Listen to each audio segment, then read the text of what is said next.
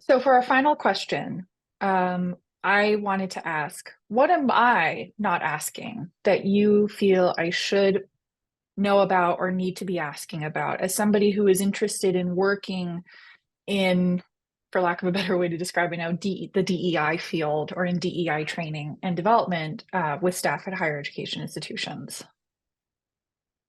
Well, I mean, these are excellent questions. I think I told you when you told me about some of the things that you were thinking of asking. I think that you're on the right track. You asked some really challenging questions that will get people to provide sort of more than just a standard answer. So I think that they're great.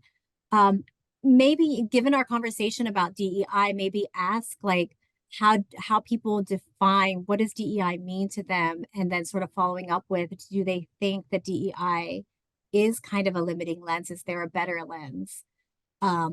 If there's things that they maybe would want to change about that approach, right? Like what kinds of problems do they run into with DEI? And it sort of gives them also the permission to talk about it. Like I said, DEI is under attack, and so people are kind of careful about that. But I know in courses on diversity in the workplace, I know Professor Ryan Smith, and I both have talked about how we teach some of the history of how diversity was used to soften a lot of the civil rights legislation. So like affirmative action, for example, that pushing for representation of historically underrepresented groups, because of the backlash that got interpreted as diversity, equity, inclusion. And so that could mean anything. Diversity is an oboe player, right? Like diversity can be so many things that maybe isn't even connected to being facing historical and present day systems of oppression. So asking if they see any problems with that perspective, DEI, and maybe that will give them, time and space and permission to think about maybe this isn't it's not perfect, right? That we can be thinking differently about these things. And then also, so though I focused on race and racism and the silencing of racism, the subtitle of my book is also about silencing class oppression.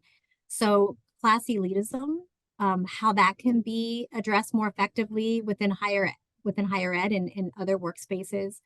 When I taught a grad class on workplace diversity, one of the things that students kept bringing up was that their workplaces really favored Ivy League degrees. And in higher ed, on search committees that I've been a part of, I've heard that conversation come up as well.